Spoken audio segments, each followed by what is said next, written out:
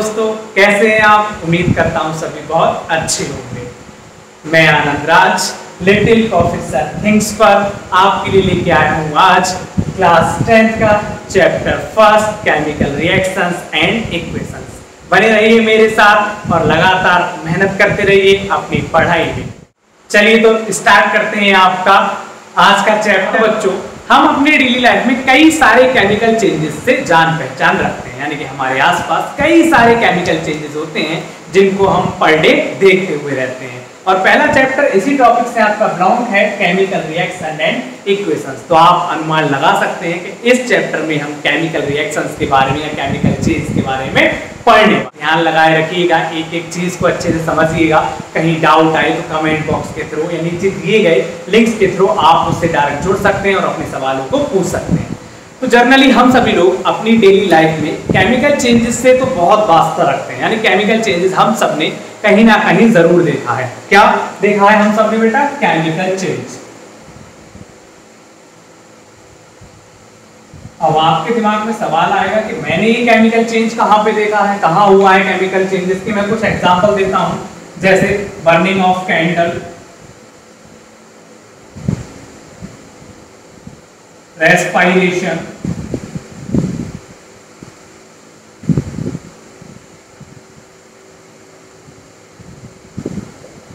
Digestion,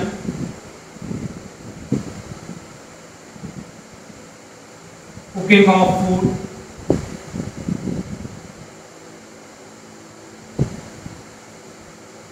overwriting of fruits. ये generally वो example है जो आपकी लाइफ में कभी ना कभी जरूर हुए होंगे या रोज होते हुए होंगे। जैसे रेस्पिरेशन आप पर डे करते हैं, हर पल करते हैं। डाइजेशन भी आप रोज करते हैं। कुकिंग ऑफ फूड को आप देख ही रहे हैं, रोज आपकी माताजी या बहन या भाई आपके लिए खाना बनाता ही है। ओवरराइटिंग फ्रूट्स की, जनरली आपके घर में जो फ्रूट्स आते हैं वो ओवरराइप हो जाते हैं, तो आपने देखा होगा किस तरह की उनका हालत हो जाता है, किस तरह की उनकी कंडीशन हो जाती है। और कभी कभी आप खुद से कुकिंग में यानी कि खाना बनाने में अपनी मदर का, ब्रदर का, सिस्टर का या फिर फादर का हाथ बटाना पसंद करते हैं, या कोई ना कोई छोटा मोटा काम आप भी कभी कभार कर लेते हैं। ये सारे के सारे चेंजेस क्या हैं? केमिकल चेंजेस हैं। अच्छा, ये क्यों केमिकल चेंजेस है? अब सवाल ये है कि क्यों केमिकल चेंजेस है। बिकॉज बेटा ये केमिकल चेंजेस इसलिए हैं, जब जैसे कि आप पहला एग्जांपल ले, बर्निंग ऑफ कैंडल। तो जब भी कैंडल बर्न होती है, जब भी कैंडल जलती है, तो वो क्या करती है? अपनी रियल प्रॉपर्टी को या अपने नेचर और आइडेंटिटी को क्या कर देती है? चेंज कर देती है, यानी खो देती है कहीं ना कहीं। सेम रेस्पिरेशन होता है, सेम डाइजेशन होता है कि आपने खाना खाया, जो उसकी रियल प्रॉपर्टी थी और जो उसका नेचर था वो चेंज हो जाता है। और कुकिंग ऑफ फूड में भी यही होता है कि आपने पोटैटो लिया, उसको कट किया, उसको फ्राई कर लिया, आपने खा लिया। सेम ओवरराइटिंग में इन सब में क्या है? इनिशियल जो इनकी मेन कैरेक्टर, जो उनकी मेन प्रॉपर्टी है, जो उनका मेन नेचर है, वो क्या हो रहा है?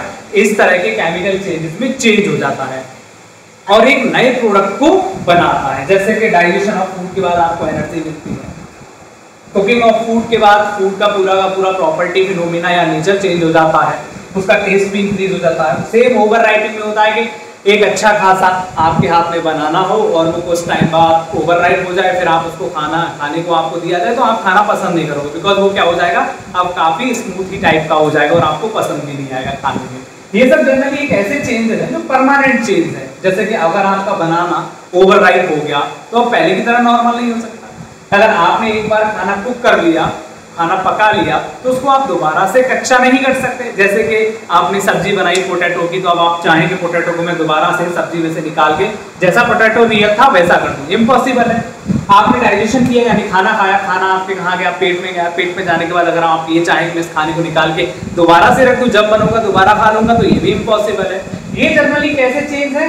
एक्चुअली ये सारे के सारे बेटा परमानेंट चेंज है। केमिकल चेंज आपका जनरली क्या होता है? परमानेंट चेंज होता है। ठीक है, ये कैसे चेंज है? परमानेंट चेंज है। केमिकल चेंज हमेशा परमानेंट चेंज होता है और इसमें जनरली होता क्या है? इसका मेन रीजन क्या है कि इसमें इनिशियल कंपाउंड की या इनिशियल सब्सटेंस की जो प्रॉपर्टी होती है रियल, या जो नेचर होता है, जो आइडेंटिटी होती है, वो टोटली की टोटली क्या हो जाती है? चेंज हो जाती है। नए प्रोडक्ट में नई प्रॉपर्टीज के साथ, नए नेचर के साथ और नए कंपोनेंट के कॉम्पोजिशन के साथ। चलिए, अब आप इतना तो समझ भी गए होंगे कि जितने भी केमिकल चेंज हो रहे हैं उनमें जनरली कुछ ना कुछ तो जरूर हो रहा है। क्या हो रहा है? कि जब दो या दो से ज्यादा सब्सटेंस आपस में मिक्स हो रहे हैं तो वो अपनी आइडेंटिटी और नेचर को भूलकर एक नए कंपाउंड में चेंज हो रहे हैं या एक नए सब्सटेंस को बना रहे हैं और नई प्रॉपर्टीज को भी शो कर रहे हैं। फॉर एग्जांपल सपोज दैट आपके पास एक बीकर है, इस बीकर में आपने क्या किया, वाटर लिया। ओके, हम क्या ले लेते हैं, इस बीकर में वाटर ले लेते हैं। अब आप जानते हैं कि वाटर का नेचर कैसा होता है, वाटर का कलर कैसा होता है, वाटर की प्रॉपर्टीज जनरली कैसी होती हैं। अब इसमें हम दो काम करते हैं। पहला काम तो ये करते हैं कि इसमें हम कुछ ड्रॉप्स इंक के डाल देते हैं। जब आप इसमें कुछ ड्रॉप्स इंक के डालोगे तो क्या देखोगे कि ये वाटर क्या हो जाएगा, कलर्ड हो जाएगा। फॉर एग्जाम्पल मैंने रेड इंक डाल दी तो ये वाटर पूरा का पूरा क्या हो जाएगा, रेड हो जाएगा। अब इसने क्या किया, जो उसकी रियल प्रॉपर्टी थी यानी वाटर क्या था, आपको कलरलेस था, अब कैसा हो गया, कलर्ड हो गया। एक एग्जांपल तो ये हो गया। दूसरा एग्जांपल लेते हैं, एक दूसरे बीकर में आपके पास वाटर है और इस वाटर में जनरली आप क्या कर रहे हैं, इस वाटर में आप शुगर डिसॉल्व कर देंगे। ठीक है, ये आपका वाटर है, इस वाटर में आप क्या करेंगे, शुगर डिसॉल्व करेंगे। आपने एक चम्मच इसमें शुगर डाली।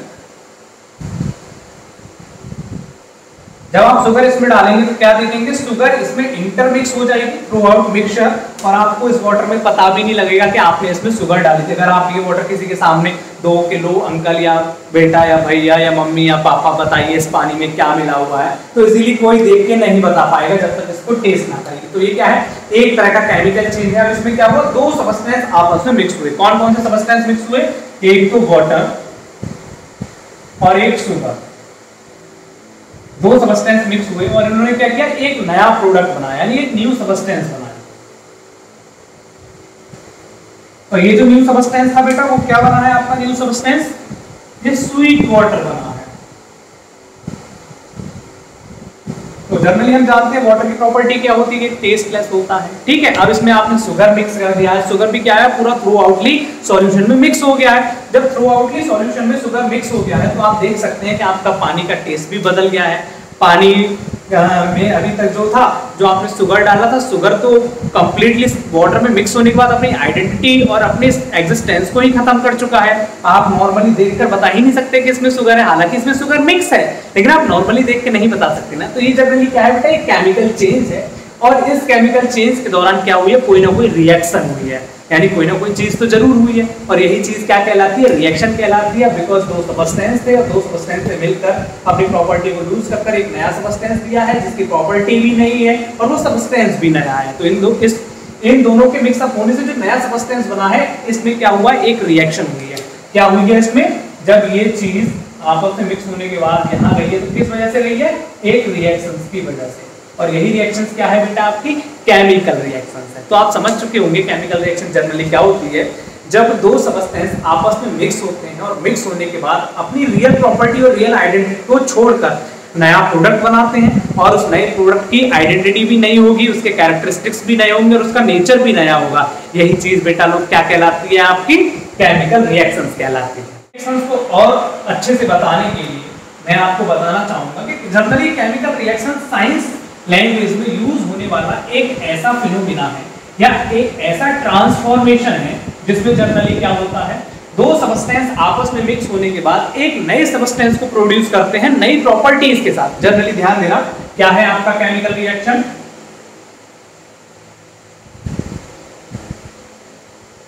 इसमें जनरली दो सब्सटेंस मिक्स होते हैं और ये प्रोड्यूस करते हैं एक न्यू सब्सटेंस को। तो इसमें इसकी जो आइडेंटिटी होती है, इसकी जो प्रॉपर्टी होती है या जो भी इसका फिनोमिना होता है वो चेंज हो जाता है न्यू आइडेंटिटी में, न्यू फिनोमिना में, न्यू प्रॉपर्टीज में। तो यही होने वाला चेंज या यही होने वाला ट्रांसफॉर्मेशन क्या कहलाता है बेटा आपका, ये ट्रांसफॉर्मेशन कहलाता है केमिकल रिएक्शन। यानी जब भी दो सब्सटेंस आपस में मिक्स होंगे यानी कि A प्लस B आपस में कंबाइन हुआ और इसने एक न्यू प्रोडक्ट दिया या एक न्यू सब्सटेंस दिया और इस सब्सटेंस की क्या होगी, नई प्रॉपर्टीज होंगी, नई नेचर होगा, नई आइडेंटिटी होगी। तो इन दोनों सब्सटेंस के मिक्स होने के बाद जब ये नया सब्सटेंस बना है तो इस पूरे प्रोसीजर को हम क्या बोलते हैं, इस ट्रांसफॉर्मेशन को हम क्या बोलते हैं, केमिकल रिएक्शन। बहुत इजी गोइंग है कि दो सब्सटेंस आपस में मिक्स हो रहे हैं, एक नए सब्सटेंस को प्रोड्यूस कर रहे हैं, नई प्रॉपर्टी के साथ, नई आइडेंटिटी के साथ। इसमें जनरली इसकी प्रॉपर्टी और उसकी आइडेंटिटी नहीं होगी, ये सब कुछ नई प्रॉपर्टी होगी। जो इसकी प्रॉपर्टी है वो इसकी प्रॉपर्टी नहीं होगी, ये इन दोनों के मिक्स होने के बाद एक नई प्रॉपर्टी को बनाएगा। और यही ट्रांसफॉर्मेशन बेटा आपका कहलाता है केमिकल रिएक्शंस। इसका एग्जांपल अगर दूं मैं तो एग्जांपल ऐसे दे सकते हैं कि लेड नाइट्रेट को जब भी आप पोटेशियम आयोडाइड सॉल्यूशन में मिक्स करेंगे तो जनरली ये आपको क्या देगा, ये आपको बेटा येलो पीपीटी देगा। एक नया सब्सटेंस प्रोड्यूस होगा जो जनरली क्या होगा, येलो पीपीटी में होगा। और ये येलो पीपीटी किस चीज की है, ये येलो पीपीटी है बेटा आपके लेड आयोडाइड। किसकी, लेड आयोडाइड। एक सब्सटेंस है आपका लेड नाइट्रेट, दूसरा सब्सटेंस है आपका पोटेशियम आयोडाइड सॉल्यूशन। इन दोनों ने आपस में मिक्स होने के बाद एक न्यू सब्सटेंस प्रोड्यूस किया है। और ये न्यू सब्सटेंस क्या है, ये न्यू सब्सटेंस है आपका yellow PPT of lead nitrate, lead iodide solution. ये येलो पीपीटी बनी है आपके येलो लेड नाइट आयोडाइड की। तो ये जनरली क्या है आपका एक न्यू सब्सटेंस हो गया।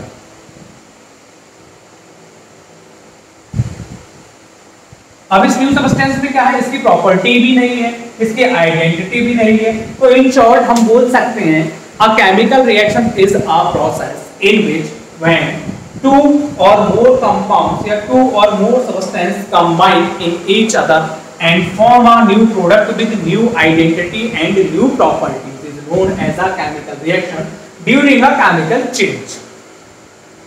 तो आप समझ सकते हैं केमिकल रिएक्शन कितना इजी है। जस्ट क्या हो रहा है, दो कंपोनेंट आपस में मिक्स हो रहे हैं, एक नए कंपोनेंट को बना रहे हैं। एक या एक से ज्यादा भी ये नए कंपोनेंट को बना सकते हैं, लेकिन उनकी प्रॉपर्टीज क्या होंगी, नई होंगी, उनकी आइडेंटिटी भी क्या होंगी, नई होंगी। जैसा कि आपने लेड नाइट्रेट और पोटेशियम आयोडाइड सॉल्यूशन के एग्जांपल में देखा कि दोनों आपस में मिक्स हुए और एक येलो पीपीटी आपको बना के दी है जो लेड आयोडाइड की है, जो कि न्यू सब्सटेंस है। तो इसकी प्रॉपर्टीज भी आपकी क्या है, न्यू प्रॉपर्टीज।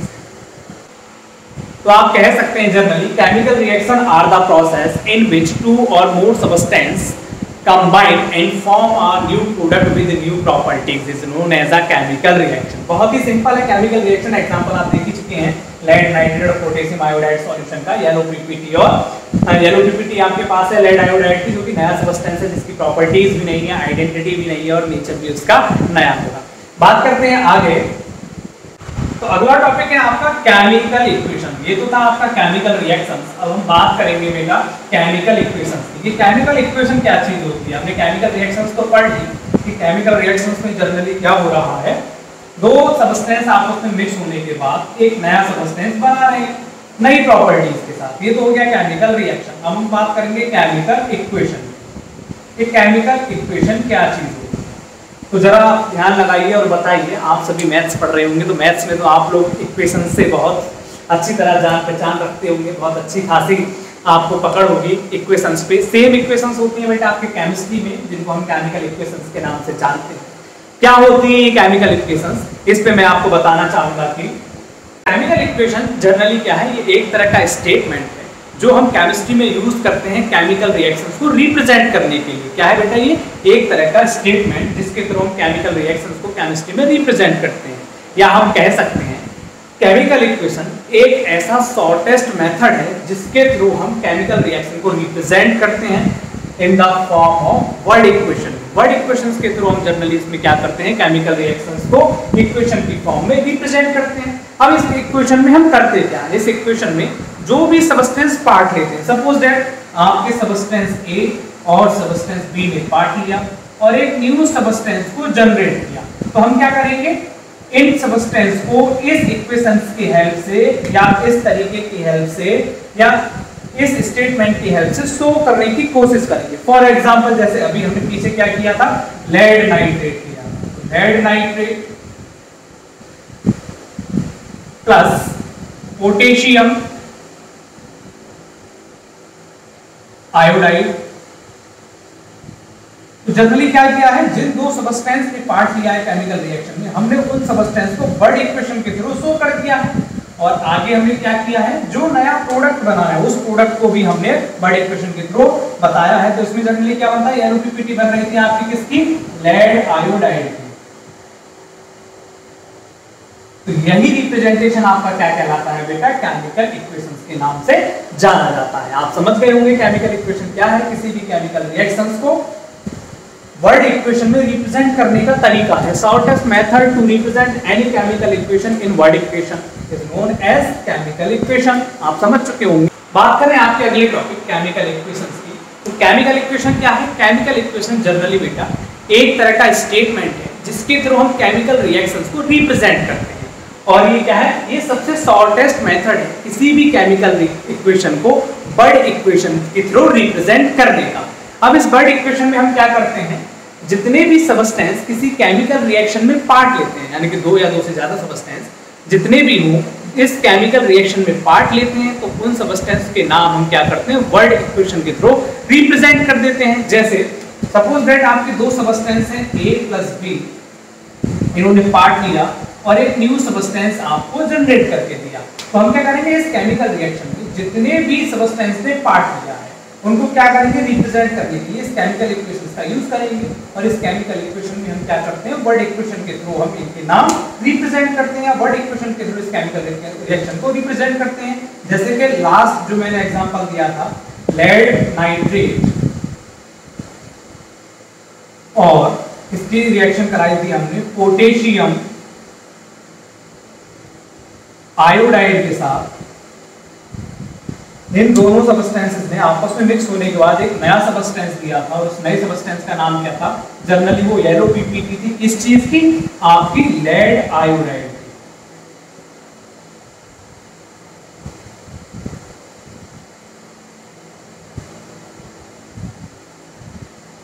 तो हमने जस्ट क्या किया है, एक केमिकल रिएक्शन में जितने भी सबस्टेंसेस ने पार्ट लिया है, जितने भी सबस्टेंसेस ने इस केमिकल रिएक्शन में पार्ट लिया है, उनको रिप्रेजेंट करने के लिए हमने वर्ड इक्वेशन का यूज किया है। और इस वर्ड इक्वेशन में हमने जनरली क्या किया है, इन सबस्टेंसेस का नाम with the help of words से हमने यूज किया। केमिकल इक्वेशन में आपने बेटा क्या किया है, जितने भी सबस्टेंस ने इस केमिकल रिएक्शन में पार्ट लिया है उनको वर्ड इक्वेशन की हेल्प से आपने शो किया है। कुछ खास नहीं किया है इसमें। तो हम क्या करते हैं किसी केमिकल इक्वेशन में, केमिकल इक्वेशन जनरली एक तरीका है केमिकल रिएक्शन को रिप्रेजेंट करने का, और ये वो शॉर्टेस्ट तरीका है जिसमें हम वर्ड इक्वेशन के थ्रू केमिकल रिएक्शन को रिप्रेजेंट कर देते हैं। बात करते हैं आपके अगले टॉपिक केमिकल इक्वेशंस की। तो केमिकल इक्वेशन जनरली क्या है, केमिस्ट्री में यूज होने वाला वो स्टेटमेंट जो केमिकल रिएक्शंस को रिप्रेजेंट करता है, वही क्या होता है बेटा, केमिकल इक्वेशंस होता है। जनरली केमिकल इक्वेशंस में क्या करते हैं, हम केमिकल रिएक्शंस को रिप्रेजेंट करते हैं। और केमिकल रिएक्शंस को रिप्रेजेंट करने का जो सबसे सिंपल और शॉर्टेस्ट मेथड है वो क्या है आपका, वो है बेटा आपका वर्ड इक्वेशन।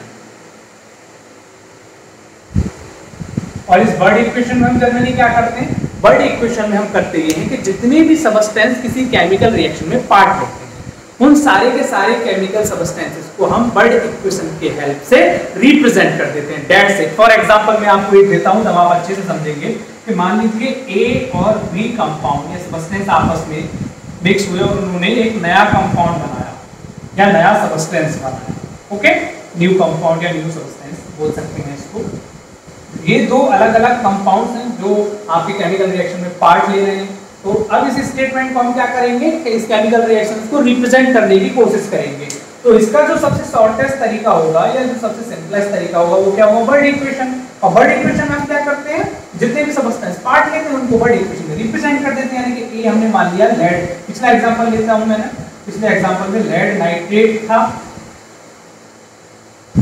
इसके साथ क्या था, पोटेशियम आयोडाइड।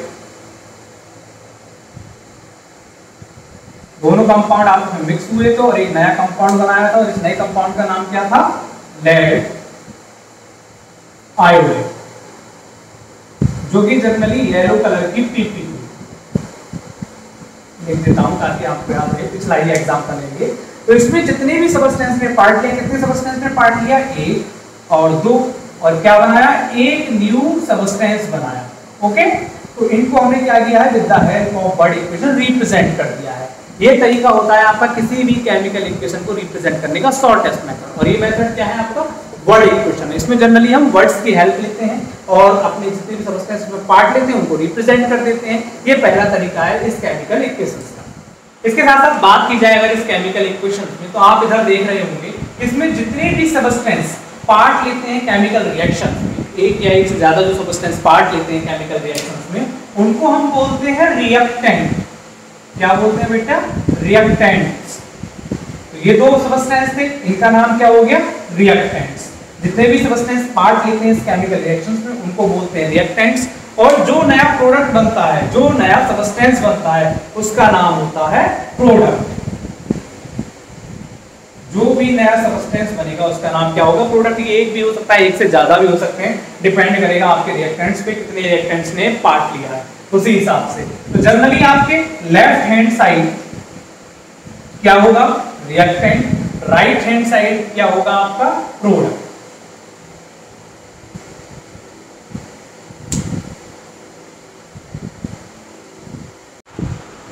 जनरली जितने भी सब्सटेंस आपके किसी भी केमिकल रिएक्शन में पार्ट लेंगे वो सारे के सारे कहलाएंगे रिएक्टेंट, जो कि आपके लेफ्ट हैंड साइड पाए जाएंगे। और जितने भी इन सब्सटेंस के मिक्स होने के बाद नया सब्सटेंस बनेगा, अब ये एक हो, दो हो, चार हो, छह हो, ये सारे के सारे कहलाएंगे आपके प्रोडक्ट, जो कि आपके राइट हैंड साइड होंगे। कुछ और एग्जांपल देता हूं जिससे कि आप और अच्छे से समझ सकें। जैसे कि H2 plus O2 give rise H2। तो दो सब्सटेंस आपस में मिक्स हुए और ये दोनों सब्सटेंस क्या कहलाएंगे बेटा? रिएक्टेंट। ओके, एक नया प्रोडक्ट बनाया है तो इसका नाम क्या होगा? एक नया सब्सटेंस बनाया है, इसका नाम क्या होगा? प्रोडक्ट। तो ये हो गए रिएक्टेंट, ये हो गए प्रोडक्ट। रिएक्टेंट होता है आपका लेफ्ट हैंड साइड, प्रोडक्ट होता है आपका राइट हैंड साइड। और एग्जांपल देने की कोशिश करूं मैं आपको। NaCl plus KOH give rise NaOH plus KCl। तो आपका ये क्या है? दो सब्सटेंस पार्ट लिए हैं, इन दोनों सब्सटेंस को हम क्या बोलेंगे? रिएक्टेंट। आपके दो नए सब्सटेंस बने हैं, इन दोनों सब्सटेंस को हम क्या बोलेंगे? प्रोडक्ट। फिर से आप देख लीजिए, रिएक्टेंट आपका लेफ्ट हैंड साइड है, प्रोडक्ट आपका राइट हैंड साइड है। ठीक है, तो जितने भी सब्सटेंस पार्ट लेते हैं इनको रिएक्टेंट बोलते हैं, जो नए सब्सटेंस बनते हैं उनको प्रोडक्ट बोलते हैं। कुछ और एग्जांपल देता हूं जिससे आप और इजीली समझ पाएं। For example oxygen plus carbon. तो ये दो सब्सटेंस मिक्स होंगे, मिक्स होने के बाद एक नया सब्सटेंस देंगे और सब्सटेंस का नाम क्या हो सकता है? Carbon dioxide. ठीक है, तो यहां देख लीजिए, दो सब्सटेंस आपस में मिक्स हुए और ये क्या कहलाएंगे? रिएक्टेंट। एक नया सब्सटेंस इन्होंने दिया और ये क्या कहलाएगा? आपका प्रोडक्ट। दूसरी बात, रिएक्टेंट बेटा आपका कहां पे है? Left hand side. प्रोडक्ट बेटा आपका कहां पे है? Right hand side. Okay, left hand side, right hand side. और एग्जांपल दूं तो और एग्जांपल लीजिए आप।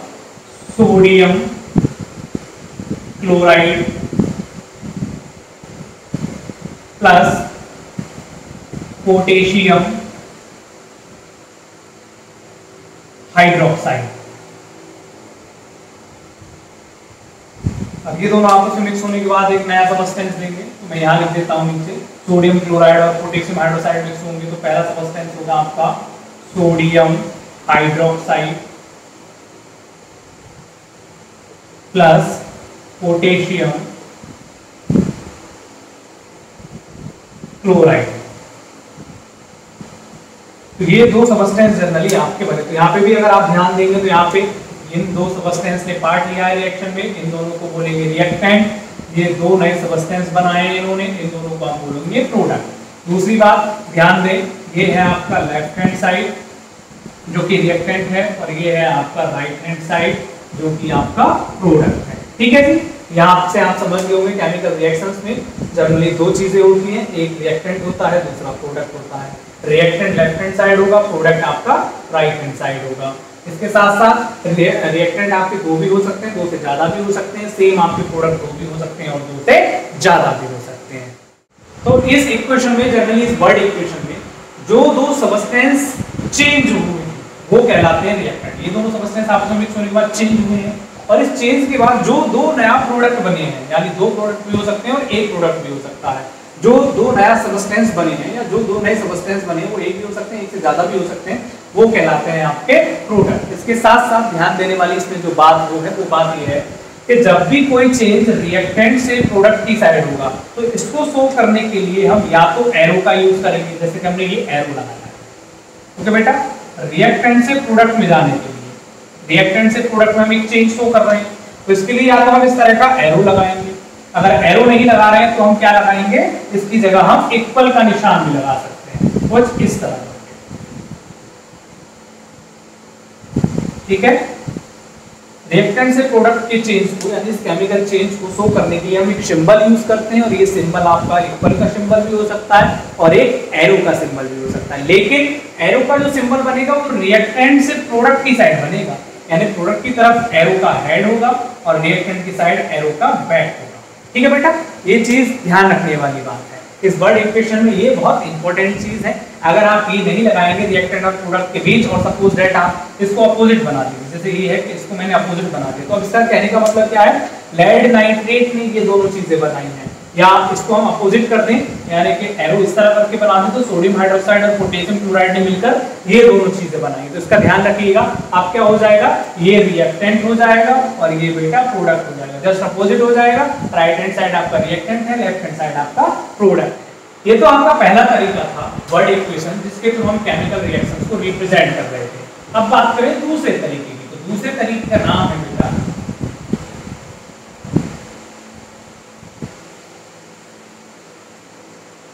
केमिकल रिएक्शंस को रिप्रेजेंट करने का एक और तरीका है और ये तरीका बहुत ही छोटा है और बहुत ही पॉपुलर है, तो आप लोग भी चाहेंगे क्यों ना इस तरीके को आजमाया जाए, क्यों वर्ड इक्वेशन को यूज करें, एक लंबा तरीका है और काफी टाइम लेता है। तो वो दूसरा तरीका बेटा क्या है, वो दूसरा तरीका है सिंबल इक्वेशन। जी हाँ, ये केमिस्ट्री का सबसे पॉपुलर और सबसे यूजफुल तरीका है या मेथड है जिसके थ्रू हम किसी भी केमिकल रिएक्शंस को इजीली एक्सप्रेस कर सकते हैं या रिप्रेजेंट कर सकते हैं। इस तरीके में जनरली हम अभी पीछे हम क्या कर रहे थे, वर्ड्स यूज कर रहे थे, इस तरीके में वर्ड्स को यूज ना करके या इस मेथड में वर्ड्स को यूज ना करके उसके सिंबल्स को यूज करते हैं और सिंबल्स के थ्रू हम क्या करते हैं, केमिकल रिएक्शंस को रिप्रेजेंट करते हैं। चलिए लेते हैं कुछ एग्जांपल्स, अभी जो हमने पीछे वर्ड इक्वेशन में कराए थे ये एग्जांपल्स को ले लेते हैं तो आप इजीली समझ सकते हैं। नंबर 1 हमने पीछे क्या लिया था, हाइड्रोजन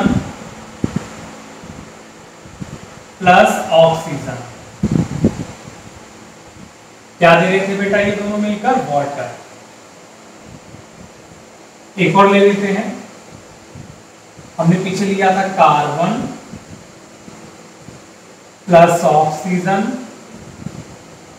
क्या मिलकर दे रहे थे, कार्बन डाइऑक्साइड। ये तो है जनरली बेटा आपकी वर्ड इक्वेशन, लिख देता हूं मैं जिससे कि आपको याद रहे, ये है आपकी वर्ड इक्वेशन। अब इसको हमें रिप्रेजेंट करना है शॉर्टेस्ट मेथड से, जो सेकंड पॉपुलर और मोस्ट इंपॉर्टेंट मेथड है केमिस्ट्री का, सिंबल इक्वेशन। तो सिंबल इक्वेशन में कैसे रिप्रेजेंट करेंगे इसको, सिंबल इक्वेशन में रिप्रेजेंट करने के लिए इसके सिंबल को यूज करेंगे। हाइड्रोजन का सिंबल होता है बेटा H, ऑक्सीजन का सिंबल होता है O2, इसको रिप्रेजेंट करेंगे वाटर में, तो वाटर का फॉर्मूला या सिंबल होता है H2O, तो ये कहलाएगा बेटा आपका H2 plus O2 give rise H2O, यानी कि वाटर मिल गया। ये हो गई आपकी सिंबल इक्वेशन। कार्बन नीचे, कार्बन का सिंबल है C, ऑक्सीजन का सिंबल O2, दोनों ने मिक्स होकर क्या दिया, कार्बन डाइऑक्साइड यानी कि CO2। तो ये है बेटा आपका सिंबल इक्वेशन मेथड और ये है आपका वर्ड इक्वेशन मेथड। कुछ और एग्जांपल कराता हूं मैं आपके जिससे कि आप समझ पाएं। अगला एग्जांपल है आपका sodium carbonate sulphuric acid give rise sodium sulphate और कार्बन डाइऑक्साइड। तो ये जनरली क्या है आपकी वर्ड इक्वेशन, ठीक है। किसमें रिप्रेजेंट करना है हमें, सिंबल इक्वेशन। तो चलिए रिप्रेजेंट करते हैं बेटा। सोडियम कार्बोनेट का जो फॉर्मूला होता है वो होता है आपका Na2CO3, ये बेटा सोडियम कार्बोनेट का सिंबल है। सल्फ्यूरिक एसिड का जो सिंबल होता है वो क्या होता है बेटा आपका, सल्फ्यूरिक एसिड का सिंबल होता है H2SO4। दोनों मिक्स होने के बाद एक नया प्रोडक्ट देंगे। और ये जो नया प्रोडक्ट है इसमें पहले क्या है आपका सोडियम सल्फेट, ये हो गया NaSO4 यानी कि Na2SO4। Next carbon dioxide plus CO2, ये हो गया बेटा आपका सिंबल। केमिकल इक्वेशंस को रिप्रेजेंट करने के दूसरे तरीके यानी कि सिंबल इक्वेशंस को डिफाइन कर सकते हैं किस तरह, कुछ इस तरह करके in terms of symbol and formula of substances involved in it is symbol equation। तो आप केमिकल रिएक्शंस को रिप्रेजेंट करने के दो तरीकों को जान चुके हैं, पहला तरीका वर्ड इक्वेशन, दूसरा तरीका सिंबल इक्वेशन। तो चैनल को लाइक करें, सब्सक्राइब करें, शेयर करें और अपने दोस्तों को रिकमेंड करना बिल्कुल ना भूलें। बने रहिए आनंद राज के साथ लिटिल प्रोफेसर थिंग्स पर।